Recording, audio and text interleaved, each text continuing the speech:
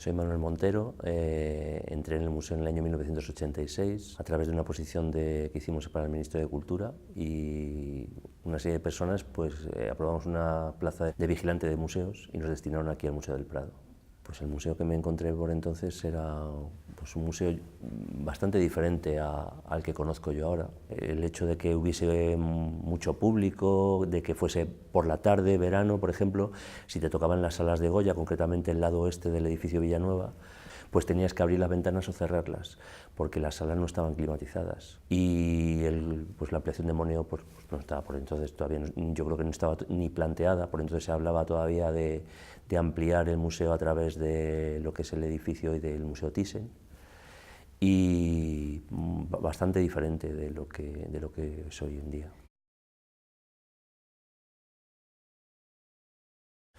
El conflicto que tenías principalmente, pues que a lo mejor si llamabas la atención a alguien, pues había personas que se lo tomaban bien, pero había personas que no se lo tomaban nada bien porque pensaban que no estaban de acuerdo contigo en que le llamases la atención porque a lo mejor había puesto el dedo muy cerca de la obra, para ellos nunca era lo suficientemente cerca como para suponer un riesgo.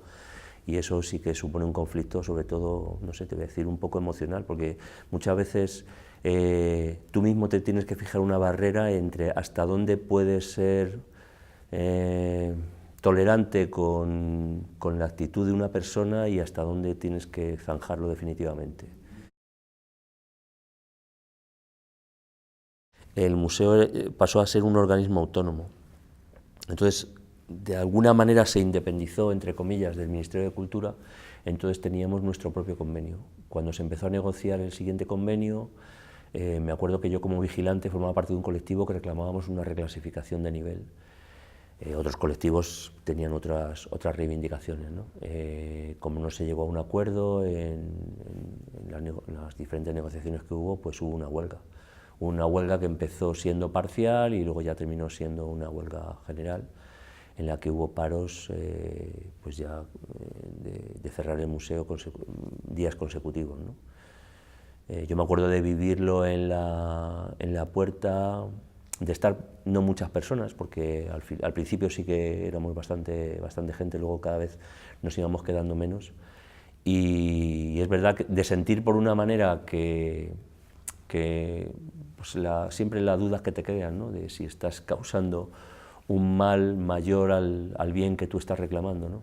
Yo me acuerdo de venir grupos de japoneses y bueno, pensar que no podían entrar al museo, o sea, evidentemente casi todo el mundo sabía y era público, ¿no? que el museo estaba cerrado, pero había otros que o por desconocimiento o porque querían hacer la intentona hasta el final, pues se acercaban a la puerta y me acuerdo yo de vivirlo con un sentimiento de mucha tensión. Yo, desde luego, cuando finalizó todo, yo respiré bastante, porque no conseguimos los objetivos, por ejemplo, en nuestro caso no conseguimos lo que buscábamos, pero yo sí tenía ganas ya de que terminara esa situación.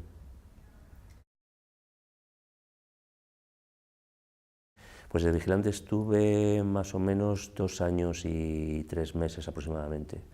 Entonces, a partir de ahí salieron unas convocatorias para formar parte de otros grupos, de otros colectivos. Y bueno, he cumplido ya 30 años en el colectivo de brigada y la verdad es que estoy muy contento.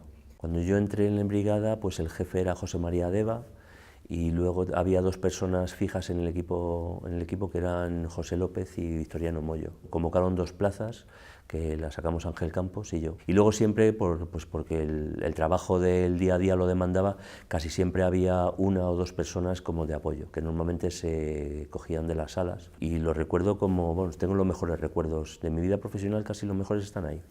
Enfrentarte a un reto nuevo, hacer cosas todos los días, ver obras nuevas, enfrentarte a un trabajo que no has hecho casi anteriormente. Pues yo me acuerdo de llegar a casa y contar lo que había hecho con mucho énfasis y un poco orgulloso, ¿no? De lo que había aprendido ese día, de lo que había visto.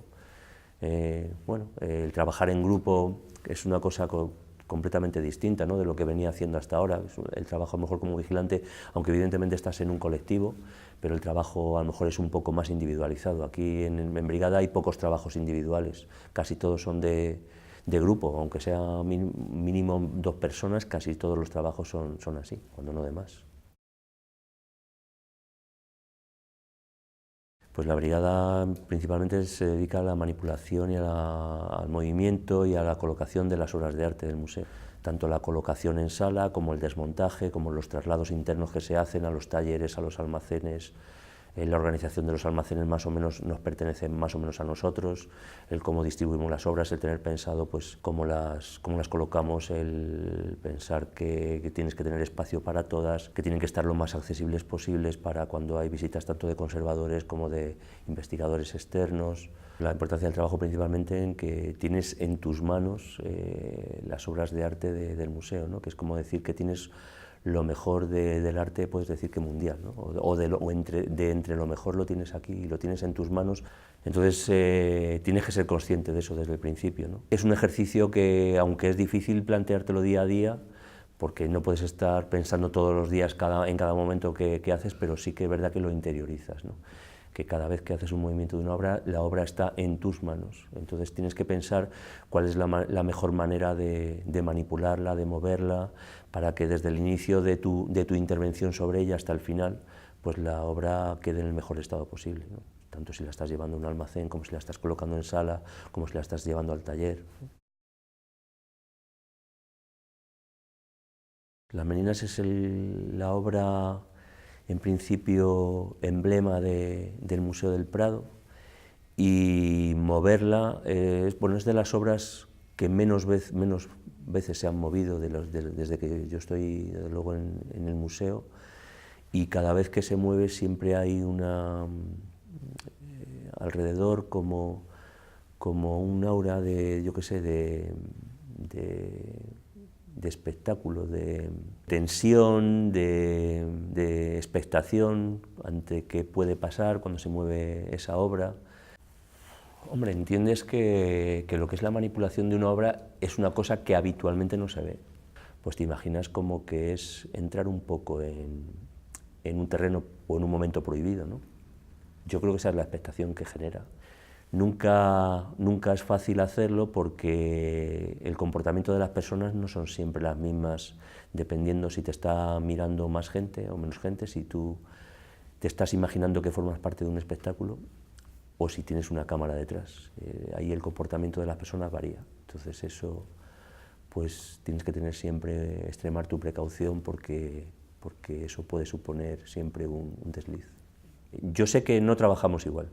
Y quien me diga lo contrario tiene que estar muy acostumbrado a trabajar con público, como para que te dé lo mismo que haya 20 personas, que 50, que una cámara, que alguien haciéndote fotos, y mucho más si se trata de gente que no conoces. Entonces tú no trabajas igual. Y ya desde el momento que tú no trabajas igual, a mí, por ejemplo, me genera un estado de alerta. Lo que tienes entre manos no es una cosa que puedas decir, que puedas dejar en manos de la providencia el hecho de que ocurra lo que tenga que ocurrir.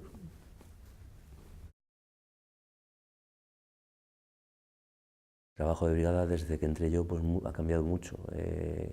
Yo recuerdo cuando entré, por ejemplo, había una máquina de taladrar y además no tenía ni percutora siquiera. Me acuerdo que había una máquina de taladrar y 2 carros, simplemente.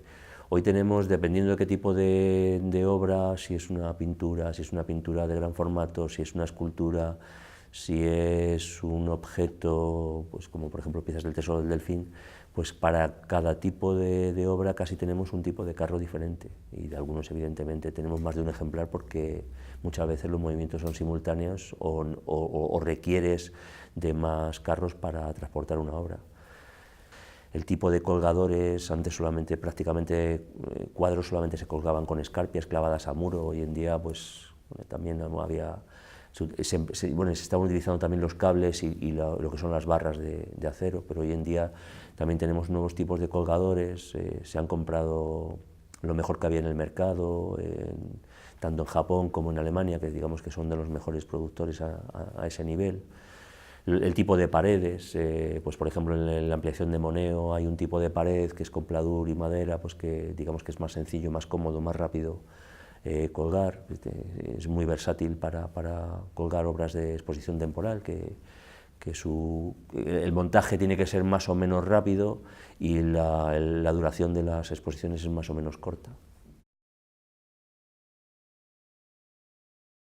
el hacer muchas exposiciones temporales tiene su repercusión en el museo, y es que unas las haces tú y las montas tú, y otras las envías las obras fuera, con lo cual tú tienes que desmontar unas obras de sala porque las ha prestado el museo, pero al mismo tiempo las tienes que sustituir por otras que tiene el museo en sus almacenes.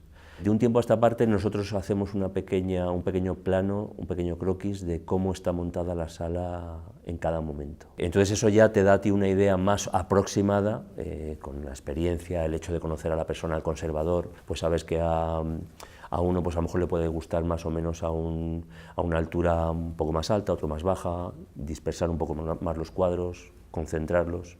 Si va a sustituir esta obra, tú ya te imaginas más o menos por cuál puede ser, aunque evidentemente eso siempre queda en sus manos, ¿no? El decidir si la voy a sustituir por una o por otra, pues muchas veces te ayuda a que la intervención en una sala sea un poco más rápida, que es muchas veces la meta que tienes, ¿no? Ahora no se cierra ningún día al público, con lo cual tú sabes que a las 10 de la mañana tienes que intentar, en la medida de lo posible, tener la sala terminada. Y las herramientas que tú has necesitado, los cuadros que has retirado, todo ya retirado de las salas para que cuando el público entre pues no colisione contigo. Yo recuerdo, por ejemplo, cuando terminamos de montar la exposición de Velázquez, la famosa exposición Velázquez que se montó en el año, me parece que fue en el año 90, en enero de 1990.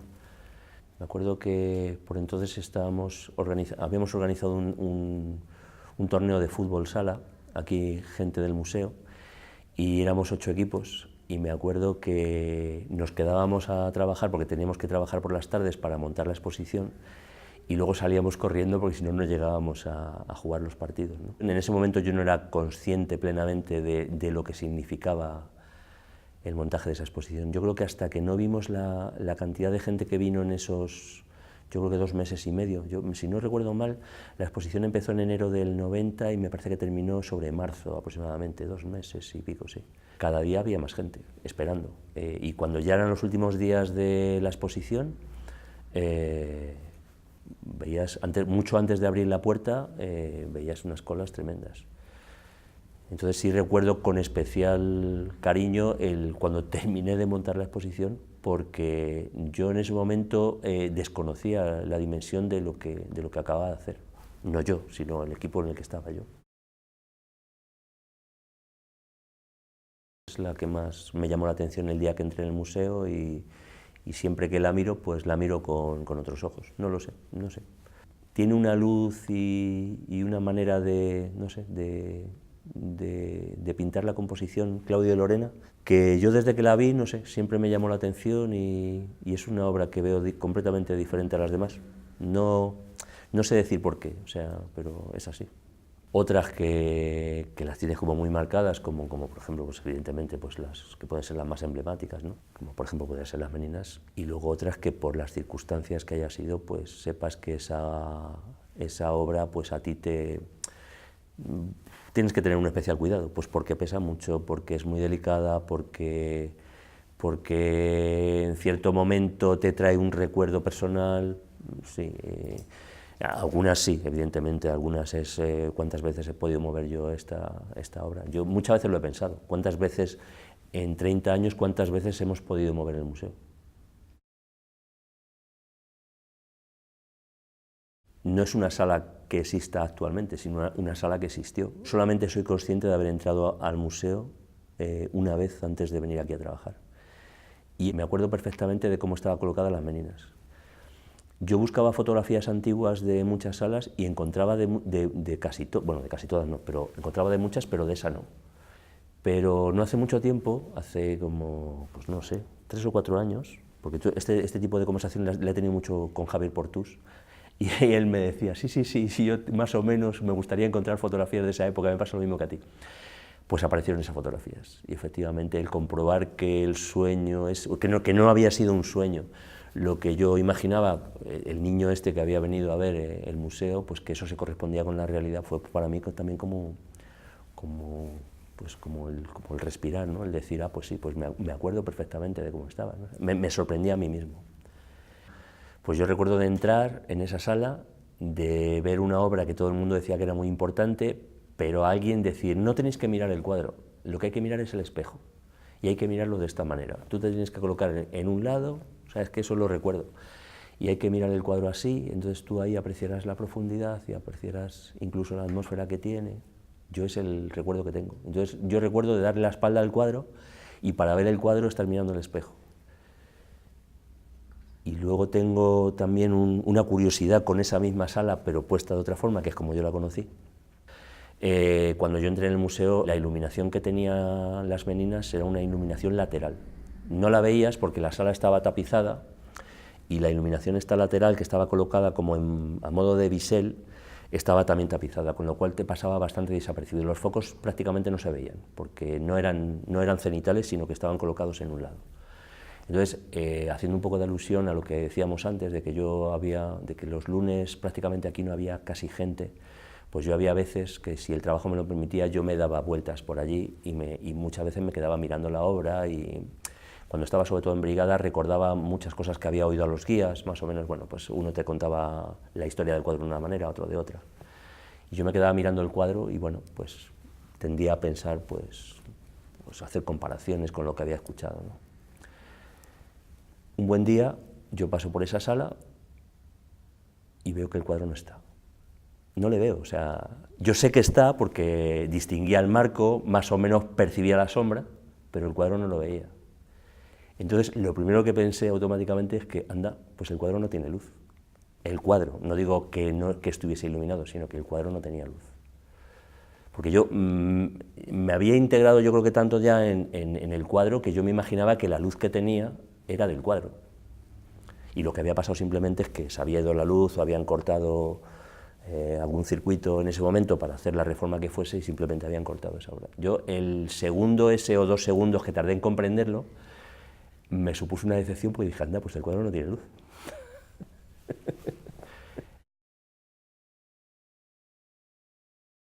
Yo de quien más aprendí de luego noté es de mi jefe, de José María Deva. La verdad es que era una persona que trabajaba muy bien, era una persona trabajadora, una persona que organizaba bien, era una persona que sabía cumplir con su cometido. Yo creo que es de quien más he aprendido. De Ángel, por ejemplo, pues yo creo que he aprendido también bastantes cosas. Cuando se te plantea una dificultad ante un trabajo, a lo mejor que no es habitual, tienes que operar un poco con la imaginación, con algo una idea buena que aporte a alguien del equipo. Eso siempre se ha dado, ¿no? Que el hecho de que haya un buen ambiente, yo creo que siempre hace que el trabajo salga mejor. Yo recuerdo, como digo, que he aprendido muchísimo de José María Deva y de Ángel Campos, que ya lo he dicho antes, pero también, por ejemplo, de Alfonso Pérez Sánchez y de Manuel Amena, sobre todo con Manuel Amena, ¿no? Porque Pérez Sánchez, con él de director y yo en brigada coincidí nada más que unos 2 años y medio aproximadamente, pero con Manuel Amena sí que hemos montado muchísimos años, bueno, yo prácticamente yo creo que siempre, porque ya cuando no ha estado de subdirectora, ha estado de conservadora de pintura del siglo XVIII, ¿no? Entonces, yo creo que son personas con las que he tenido mucho trato y bueno, yo creo que tengo un grato recuerdo y de Montse Saban pues también, porque era una persona que sabía calibrar tanto la parte artística, cuando se hacía una sustitución de obras con los propios conservadores, como tener en cuenta también un poco la parte, vamos a decir, laboral, la parte personal, ¿no? El decir, oye, sí, vale, sí, tú quieres poner este cuadro y aquí, pero te has dado cuenta que lo grande y lo pesado que es y que lo tienen que subir por una escalera porque no hay montacargas y esto, pues, ella misma hacía un poco como de enlace, un poco ahí en un puesto que no es fácil y que sí que yo creo que atajaba mucho trabajo, porque yo creo que ella era muy consciente tanto de la labor de un lado como la del otro. Yo a Montse la echo mucho de menos. Para mí trabajar en el Museo del Prado pues, bueno, significa profesionalmente todo, ¿no? Yo creo que yo, no sé, tengo mucho amor, podría decir, ¿no? Por mi trabajo, intento mejorar en lo que hago, evidentemente no soy perfecto porque, vamos, estoy muy alejado de eso, ¿no? Pero sí que intento no solamente hacer las cosas bien, sino, bueno, pues trabajar duro, ¿no? Esta frase a lo mejor que es un poco más anglosajona, ¿no? Y ya digo que, bueno, con respecto a lo que es a mi trabajo y al trabajo del colectivo, pues yo pienso, no sé, me gustaría dejar, el día que yo no esté en este puesto, pues que las cosas estén mejor que cuando las cogí, ¿no? Que lo veo muy difícil, sinceramente. Pero eso sí me gustaría. A mí una de las cosas que más me interesa es la historia del edificio de Villanueva, y hubo un tiempo que había leído tanto al respecto que una noche soñé que Villanueva había hecho una entreplanta que era completamente desconocida y no había manera de entrar, era un poco haciendo un poquito de alusión a las pirámides de Egipto, ¿no? Al pensar como que tienes paredes ocultas, túneles que no se conocen. Entonces, que había creado una entreplanta, vamos a decir imaginaria, pero que realmente existía, yo lo sabía que existía, en mi sueño lo tenía muy claro, y que estaba entre la planta primera y la planta baja del museo. Estaba, además que la recuerdo muy bien, ¿no? Estaba adornada de esculturas, a la manera un poco de los circos romanos, y yo me acuerdo que disfruté bastante ese sueño, o sea, es de las veces que más rabia me ha dado despertarme. Porque además me hubiese gustado darle esa idea a Villanueva.